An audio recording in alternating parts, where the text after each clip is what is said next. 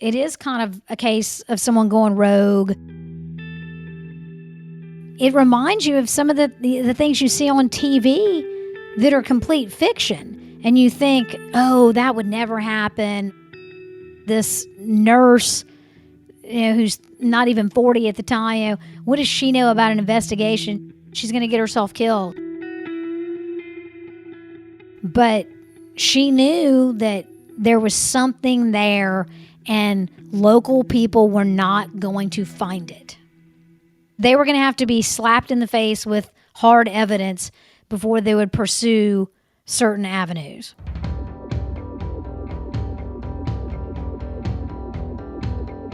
I'm Jed Lipinski. This is Gone South.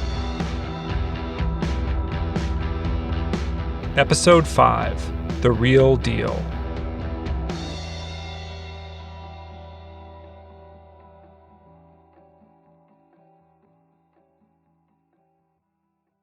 By September 14th, 1988, the one-year anniversary of the Sherry murders, the investigation had run aground. The original state and local task force had been reduced to a single man. This is former Biloxi cop Gerald Forbes. They started condensing the number of people working on it. Lieutenant O'Bannon and I and almost everybody else, except for a few detectives, went back to their normal duties. The Sherry family was outraged.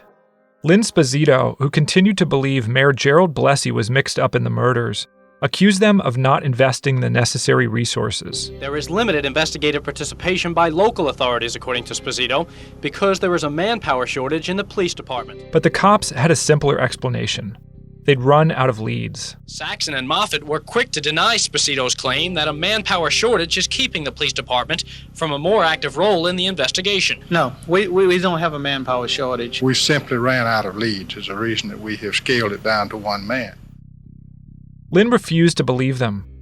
She feared the lack of leads excuse signaled the end of the hunt for her parents' killer. And so she was elated when, that fall, her father's former law partner, Pete Hallett, declared his intentions to run for mayor of Biloxi. In announcing his candidacy, Pete Hallett was highly critical of Biloxi's leadership over the past 8 years under Gerald Blessey. We're staying still. We're not moving, okay? I want to be part of the solution. I don't want to be part of the problem. I want to get this city pointed back in the right direction. Pete had served as Margaret's campaign manager during her run for mayor in 1985, and he intended to keep her legacy alive. He'd said as much during his impassioned eulogy, noting, "I believe Margaret would want us to continue her good fight for honest, open, and accountable government." I run not against any particular person or party, but against a style of government which puts more emphasis on public relations than performance. I just decided that, I've been living in Biloxi all my life. The town's in the dumps right now. The crime rate was going up. Our taxes were drying up. Maybe I can do something about it. And I decided to run for mayor. My candidacy for mayor is a clear call for a change in the guard in Biloxi because the old guard that's run this city for the past 16 years has fallen asleep on its watch. If Pete defeated Gerald Blessey, Lynn figured, he would inject some much-needed energy into the stalled investigation. Who better to inherit the Sherry case than their father's best friend? Of course, the election was close to a year away, and Lynn wanted to see results now. That impatience had led Lynn over the past year to try and develop her own leads. The local TV stations ate it up. All right, after months of working on your parents' case and working to bring it to light of whom may have killed your parents, what can you tell us about that? Was it emotionally difficult for you? There's nothing that's emotionally difficult after you get past the fact that someone felt it necessary to shoot your parents in the head.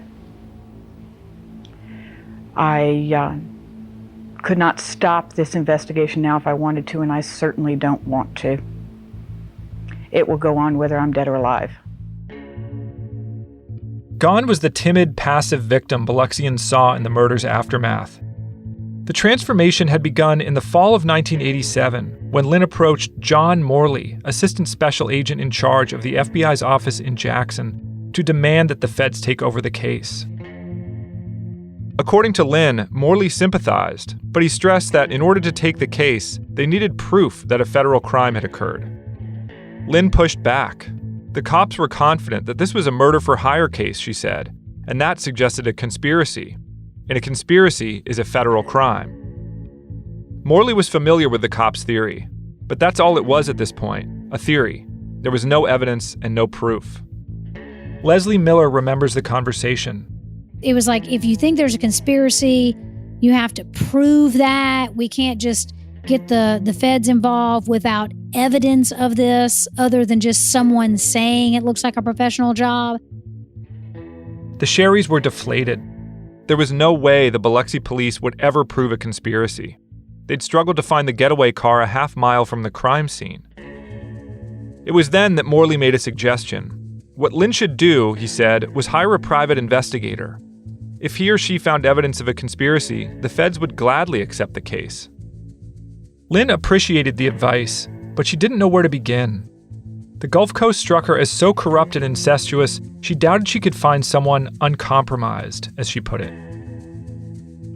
But even as the FBI refused to intervene in the Sherry homicides, they'd begun to look more closely at a different crime, the homosexual scam run by Angola inmates. As it happened, an agent from Mississippi's Jackson office had conducted a scam-related interview on the same day the Sherrys were killed. This young agent, he was interviewing somebody in Ocean Springs about the scam the day the Sherrys were murdered. As Keith explained, an FBI informant had alerted the Bureau's New Orleans office to the scam in the summer of 1984, more than 3 years before the Sherry homicides. According to FBI records, the informant, a former Angola inmate, had secretly recorded phone conversations with Kirksey as he detailed the scam's inner workings. Among other things, Kirksey had asked the source to rent a P.O. box to receive letters from prospective male lovers, creating the impression that Eddie, Kirksey's alter ego, was not a federal prisoner. By then, Kirksey had enlisted other inmates and guards in the operation, and hired people on the outside to pick up the scam's proceeds from Western Union offices on the Gulf Coast. Keith and the FBI estimated the scam was raking in hundreds of thousands of dollars, perhaps even millions, from unsuspecting gay men across the U.S. and Canada. Keith learned that a postal worker in Kansas had mortgaged his house to help what he thought was a young gay man unjustly convicted of a crime, and who turned out to be Kirksey Nix. And yet, next to nothing had been done to shut the scam down. Keith explained why. Before any case can be prosecuted, it has to be approved by the United States Attorney's Office in the jurisdiction where the crime occurs. And because of the nature of the victims of the scam, and because the perpetrators of the scam were already serving lengthy prison sentences, there was not a great desire on the part of most U.S. attorneys' offices around the country to prosecute such a case. In other words, the U.S. government wasn't eager to prosecute convicts, some of whom were already serving life sentences, for scamming gay men seeking liaisons with other young men. As Keith put it, juries, especially in states like Louisiana and Mississippi, were unlikely to sympathize with the victims. According to Keith, interest in the scam was not revived until the summer of 1986, when a member of the Canadian Parliament was scammed out of more than $200,000. He reported the crime to the U.S. State Department. Apparently, the parliamentary member was not openly gay. When the scammers discovered this, they threatened to expose his sexual orientation unless he continued sending money. After that, the FBI took the scam more seriously. In Mississippi, agents began building a network of informants, both inside Angola and along the Gulf Coast. Then, in the fall of 1987, the Sherry Task Force found something that caught the attention of the FBI's Gulfport office. In the weeks after the murders, the task force had collected boxes of phone records from the Hallett Sherry law firm. In the frenzy of the early investigation, those records were all but ignored. But once the investigation died down, a task force officer had taken a closer look, and he made an alarming discovery. I believe perhaps during one, and I can't remember for sure, but perhaps one 9-month period, there were 345 telephone calls between the Hallett law office and Angola. Between December of 1986 and September 15, 1987, the day after the Sherrys were killed, someone at the Hallett Sherry law firm had exchanged 345 phone calls with an inmate at Angola prison. A call to the prison confirmed that the inmate in question was Kirksey Nix. Keith Bell was shocked by the news. He immediately tracked down a few former secretaries from the law firm, who confirmed that Kirksey was one of Pete's clients. As far as what we were told about Pete Hallett, he would receive numerous phone calls from Angola, and he would often close his office door, and it would often be Kirksey Nix, according to the ladies working in the law office. The women at the law office didn't know what Pete and Kirksey discussed on those calls.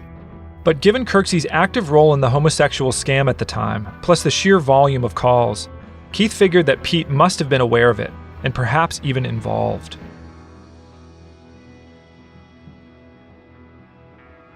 The task force officer who discovered the calls immediately alerted Lynn Sposito. "I don't know what this means," he told her, "but whatever you do, don't trust Pete Hallett." Lynn was baffled. Pete was one of the only people in Biloxi she did trust. She had never heard of Kirksey Nix and could not imagine why he and Pete had exchanged so many phone calls in the months before the murders. Then again, Pete was a criminal defense attorney. Talking to criminals was part of his job. Lynn was hoping Pete would defeat Mayor Blessy in the upcoming election, and she feared that his involvement in a scam would derail his campaign. Yet, when she brought her concerns to Pete, he quickly put her at ease. Pete explained that he had nothing to hide. He'd opened his law office to task force investigators the day he'd found the bodies, and he'd continued to answer their questions and provide anything they needed.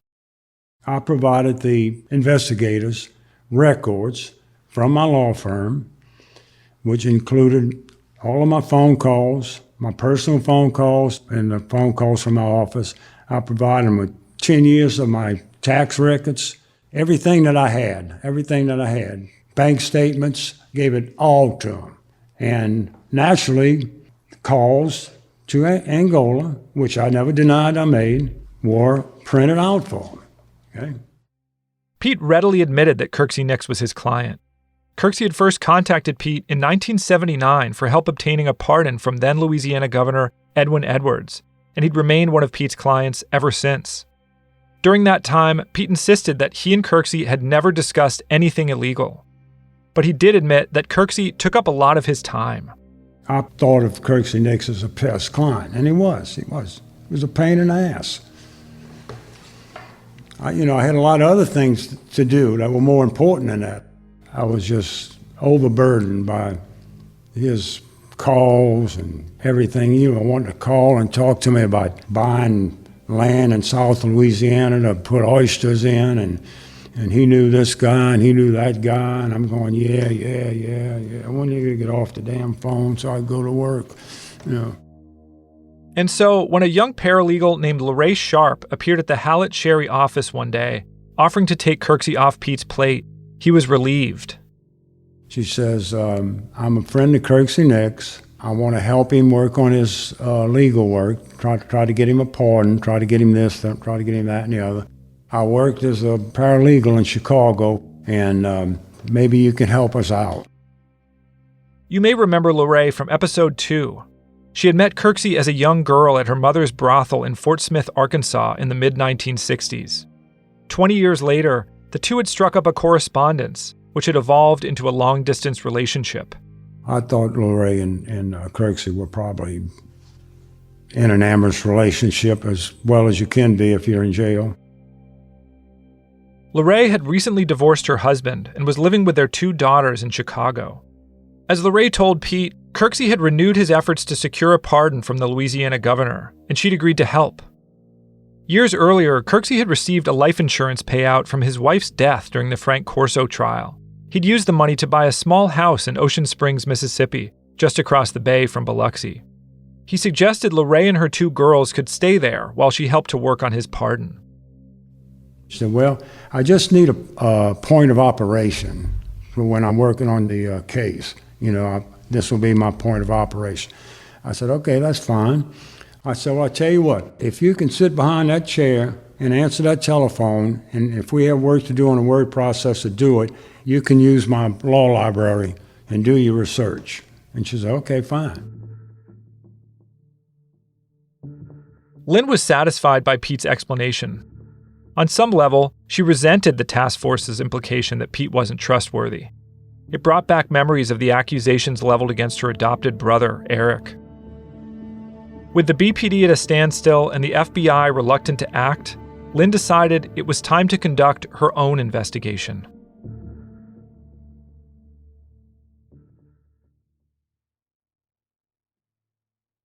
In the months after her talk with Pete, Lynn Sposito, a 35-year-old suburban nurse with no law enforcement training, became something more akin to a private detective. She bought a .357 Magnum and started taking target practice. She began recording her phone calls with the police and interviewed dozens of people in Biloxi and beyond, searching for leads. Of course, Lynn didn't live in Biloxi. She worked as a registered nurse in Raleigh, North Carolina, 800 miles away, where she and her husband were raising 3 kids, aged 16, 14, and 7. She often worked a 13-hour shift at Tremont Medical Center, then drove another 13 hours alone through the night to Mississippi. Other times, she brought the kids with her. When Lynn would come into town to try to investigate, they would stay with Becky and John Fields. And my mom and Becky and John were good friends. So my mom and I would go over, and there would be a lot of sitting around the table talking about what Lynn has found out. That's Robert Herensky, whose mother Diane had worked with Margaret Cherry on the city council. A lot of times she and Becky would go out at night and park in front of the strip club, park in front of certain known people's houses and see what they could see and snoop around. Needless to say, Lynn's behavior concerned her family and friends. Hey, let's go drive at 10 o'clock at night by what we believe is a bad person's house and see if we see anything. It was very dangerous. My mom worried a lot about Lynn. Lynn always carried a gun in her purse, but Lynn's a nurse. She has no criminal experience. Lynn's snooping did not go unnoticed. By the spring of 1988, she was getting regular death threats. Lynn didn't keep the threats to herself. She spoke openly about them to local TV stations, knowing her appearance would attract a wide audience. It was part of her strategy to keep the case alive. How do you get those threats? Sometimes by phone, sometimes in person. In person while you're in Biloxi? Yes. And by phone also when I'm at home. I have received threats as vague as you're really in over your head, you can't kick a dragon in the mouth and not expect to be burned, to they aren't going to come at you head on, they're going to come behind you and shoot you in the back of the head. One of her children answered the phone one time and it was like, tell your mom she's not going to make it to Biloxi alive. I'm thinking, this is just nuts. You're going to get killed and you're going to leave 3 kids with no mom. But she is fearless. It didn't matter if she was getting death threats. It didn't matter if she had people in Biloxi telling her, basically, why don't you just drop this? We don't need to air our dirty laundry for the whole world to see. It did not matter. She was not afraid, and she was not going to drop it. You took your story to the media. You've been criticized about that by some. What do you say to those people? I will do whatever it takes to get this taken care of. I'm not afraid. That's not part of my nature. And if it happens, it happens. You keep your soul in order, and if you die, this is all garbage anyway in the long run. After months of acting like a private eye, Lynn was finally put in touch with a real one. His name was Rex Armistead, and he came highly recommended from Lynn's law enforcement contacts, including Harrison County's Chief Deputy Joe Price. Rex was a good friend. He was a flashy dresser. He liked good clothes. He liked to present himself good. Rex was a legend in the Deep South. At 6 feet, 230 pounds, with a bald head and piercing blue eyes, he drove a Cadillac and was known to carry a pearl-handled pistol. His great-grandfather was Confederate General Lewis Armistead, who led Pickett's charge at the Battle of Gettysburg during the Civil War. As a former chief investigator for the Mississippi Highway Patrol and the State Attorney General's office, Rex and Joe Price had spent much of the 60s and early 70s tracking down members of the Dixie Mafia. In fact, many credit Rex with coining the name. It showed how really brilliant his mind was on knowing who all these people were. I won't say he read up on it or he wasn't a nerd type person. It just came to him natural. And Rex was a very aggressive guy. If he had to sort of bop somebody upside the head to get them to confess to a murder, hey, we want that murder solved. Things have changed now because you can't do things like that.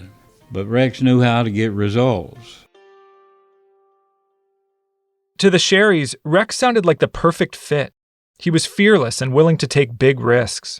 In 1974, he'd exposed a murder-for-hire scheme in Georgia involving the heir to the world's largest pesticide fortune by posing as a hitman. But as Lynn and her siblings looked deeper into Rex's background, they were disturbed by what they found. During the murder-for-hire trial, Rex had admitted to killing 9 people. In 1970, he'd been accused of attempting to interfere with the investigation into the infamous police shooting at Jackson State University, where 2 civil rights protesters were killed and 12 injured. I don't think he had a conscience. I truly don't. This is Gerald Forbes again. He'd met Rex a few times during his days with Biloxi PD. There are few individuals I've met in my life where I would say that's a bad man, and I don't mean a criminal man. I mean a bad man physically that scare you. In January of 1989, Lynn invited Rex to her family's home in Raleigh. Rex seemed legit, but her months in Biloxi had put her on edge, and she took extreme precautions. They picked Rex up, and Dick, her husband, was driving. She sat in the back, sort of like the old mobster movies where you always want your back against the wall so you can see what's coming. So she sat in the back with her gun in her purse, since she now had a concealed carry license, basically in case this guy with a very scary reputation was not what they were hoping he would be. She was very nervous about it. One of these things where you call and let a bunch of people know where you're going to be in case I don't come back. Here's the last person I was with, kind of thing. But Rex allayed Lynn's concerns. He told her, "I'm a front row parishioner of the First Presbyterian Church in Lula, Mississippi, and I don't have a problem with my conscience." When Lynn asked about the 9 people he'd killed, Rex replied, "I've never shot anybody that didn't need it." Once she met with him, she had a level of comfort that, this man's the real deal. Could be kind of scary, but was definitely going to get the job done. Rex's services didn't come cheap. His rate for the job was $50,000, or $120,000 in today's money. This was well beyond the Sherry family's means, but they resolved to raise the money somehow. He was not cheap, but if the alternative is not having this resolved ever, then, he's worth every penny. To prove that a federal case was warranted, Rex first needed to understand what the feds knew. Soon after accepting the job, he stopped by the FBI's resident agency in Gulfport. Rex came down to the FBI and talked to Royce Ignite and myself, looking for any guidance or thoughts we might have about the case. As I recall, we mentioned the scam, which emanated out of Angola. And with the mention of Angola, Rex indicated he would probably travel to Angola and talk to an inmate there he knew named Bobby Joe Fabian. You may remember Bobby Joe Fabian from episode 4. He's the guy who'd reluctantly taught Jimmy Cox how the scam worked before Kirksey even got involved. Rex, it turned out, had a history with Bobby Joe. Nearly 20 years earlier, he'd arrested him for kidnapping and murdering a millionaire businessman in Memphis. Not long after he spoke to Keith and Royce, Rex paid a visit to Bobby Joe at Angola. Lynn was in Biloxi at the time, preparing to attend a campaign rally for Pete Hallett, when Rex called with an update. What he shared with her would ultimately reframe the public's understanding of the Sherry homicides.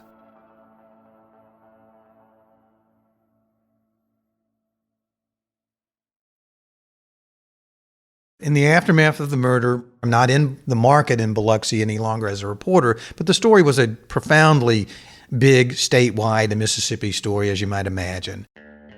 This is Ed Bryson, a former news reporter for WLBT in Jackson, who covered the Sherry case.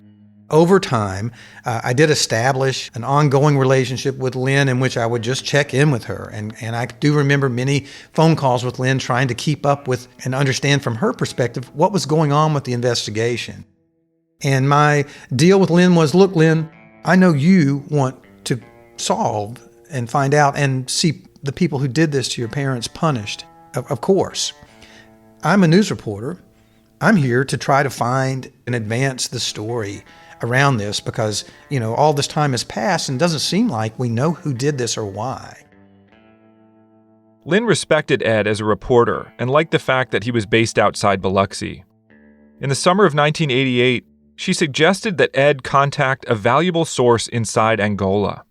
She begins to let me know that there is somebody who's essential for law enforcement investigating this murder. This guy is a prisoner at Angola. His name is Bobby Joe Fabian. Lynn explained that a private investigator she'd hired named Rex Armistead had spoken to Bobby at Angola some months earlier. Bobby had shared some explosive information with Rex that implicated other Angola inmates. Lynn was worried that he'd be killed before he had a chance to testify. It was a big concern for her.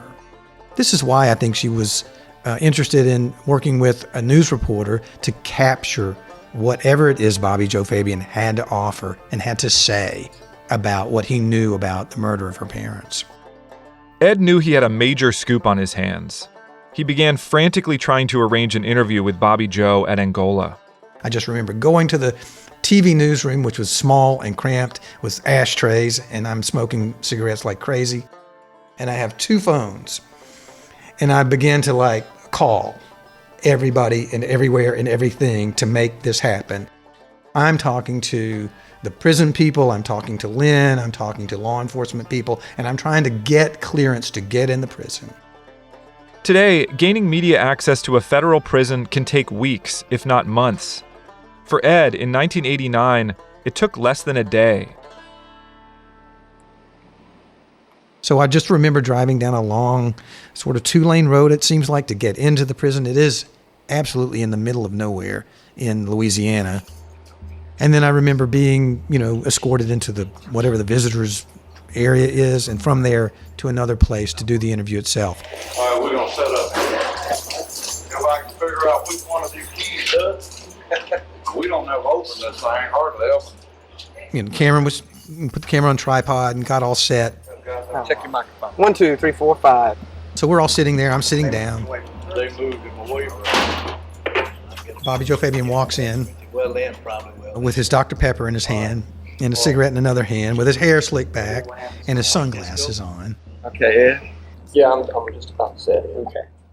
With the camera rolling, Bobby Joe Fabian and Ed Bryson sat down at a small card table and began the interview. When did anyone from Mississippi or from the coast, when did they come here? How did they get in touch with you?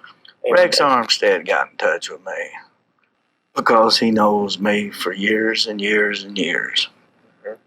He knows Courtesy Nix for years and years. He knows everybody involved, you know. And he knew by checking and stuff something was going on. So he come to me. And he asked me about it, and I told him about it. He's good at what he does. No. He's given me many nightmares. After speaking to Rex that spring, Bobby said, he had shared his information with members of Biloxi and Harrison County law enforcement, but nothing had been done. Bobby claimed they were either too lazy or too corrupt to act on it. Everything down there is crooked, you know, just dealing with this case. So who do you trust? Who do you go to? Who do you trust? You see, in a case like this. Having established a rapport with his subject, Ed got to the point of the interview. Okay, first just tell me who killed the Sherrys, and I mean who hired someone to do it, and why you believe that. Okay, the Sherrys was killed because a hit was put on them by Peter Hallett and Courtesy Nix. And why was it done? Peter Hallett was holding a large amount of money for 4 of us. You see, me, Courtesy, and someone else, you know.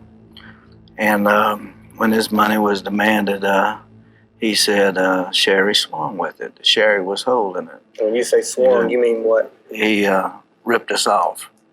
How much money? Between $400,000 and $500,000.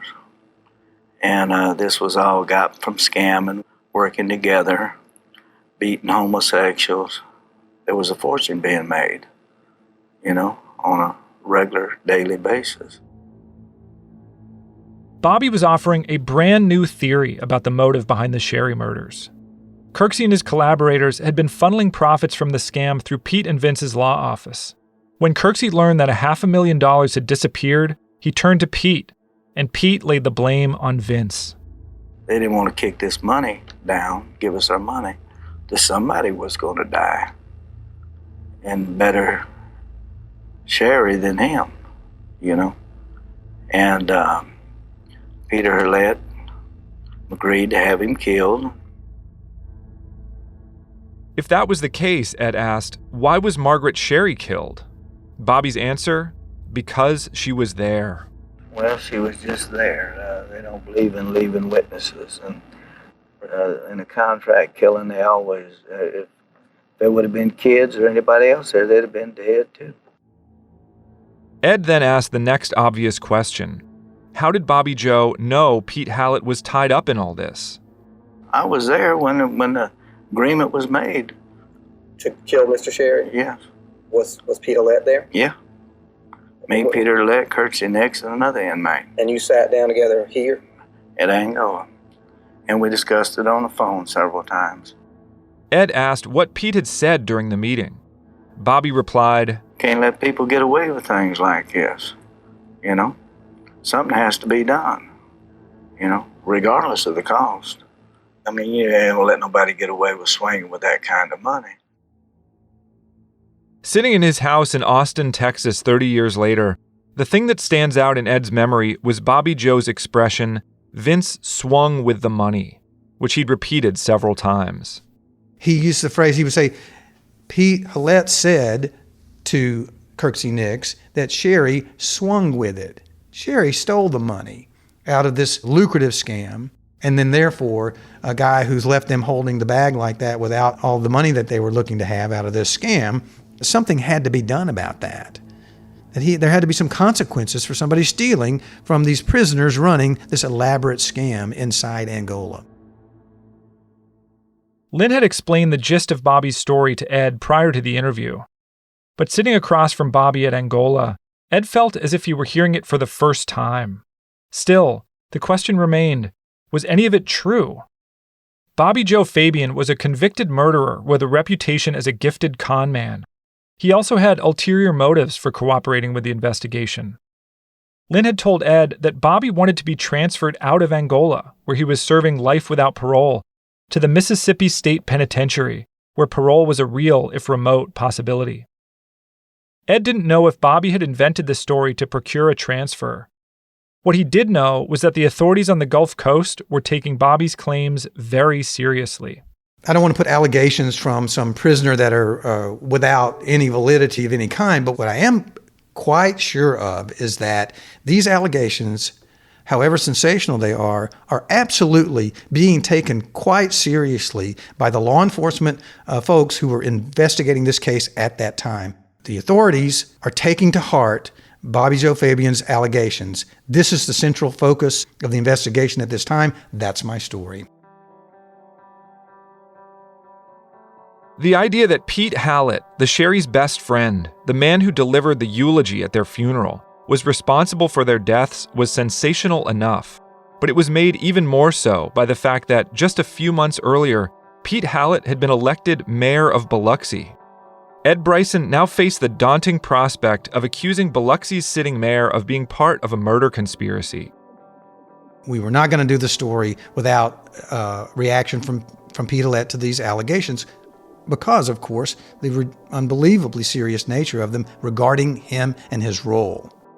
So we flew to Biloxi. I went to City Hall. He agreed to do the interview.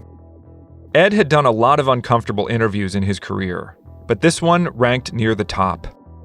I specifically sort of presented to Pete Hallett the core allegations from the Bobby Joe Fabian interview, and Pete Hallett said to me a number of things, but especially I remember, the outrage, or he was indignant, how dare I accuse him about being involved in the murder of his dearest and best friends. And I tell you today that they're not true. And I'll tell anybody today, if anybody comes in here and says that I had anything to do with that case, I'll tell them to their face that they're liars, that it's not true. To suggest that my representation of an inmate in Angola would connect me to a case involving my best and dearest friend is just preposterous. Just preposterous. It wasn't pretty, but Ed got what he needed. He and his cameraman flew back to Jackson, where Ed met with his editors at WLBT. The question now became, did they have enough to air the story? We were just trying to figure out, do we really have what we think we should have to present this story on television in Mississippi? And the decision was made in the newsroom, yes, we do. We have a very sensational, explosive allegations from a central figure who's the key source for the law enforcement authorities who are working on this murder case. And I know that for sure, that the allegations that he's articulating are the subject, the core focus of the investigation. That's found that unshakable. The story aired on the 10 o'clock news on WLBT TV in Jackson. It was picked up by the biggest TV stations in the state, and the national media wasn't far behind. After 2 years of little to no progress, the Sherry case had entered a new phase. The investigation into the murders of Judge Sherry and his wife took a giant step forward. And it blew the lid off the Sherry case for the public. Everyone was astounded. Who claims to know all about why Margaret and Vincent Sherry were murdered because he was there when the arrangements for the killings were made. I don't know where Bobby Joe Fabian came up with the story that he told Ed Bryson. All right. I do know that it's not true. Was Pete Hallett there? Yeah. I've known him my whole life. That's impossible. And you're sure of that? I'm positive of it.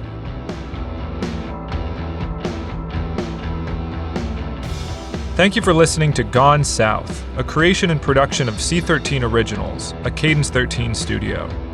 Executive produced by Chris Corcoran, Chief Content Officer and founding partner of Cadence 13, along with Jed Lipinski, Tom Lipinski, and Ken Lee. Written and narrated by me, Jed Lipinski. Directed and produced by Lloyd Lockridge. Produced by Tom Lipinski. Edited by Alistair Sherman. Mixed and mastered by Chris Basil. Production support by Ian Mott, Margot Gray, Bill Schultz, Bob Tabador, and Sean Cherry. Original music written and performed by Casey Wayne McAllister. Artwork by Kurt Courtenay. Marketing, PR, sales, and operations and business affairs by Maura Curran, Josephina Francis, Hilary Schuff, Lauren Vieira, Lucas Santroen, Lizzie Roberti, Danny Kutrick, and Karen Andrews. Cadence 13 is an Audacy company.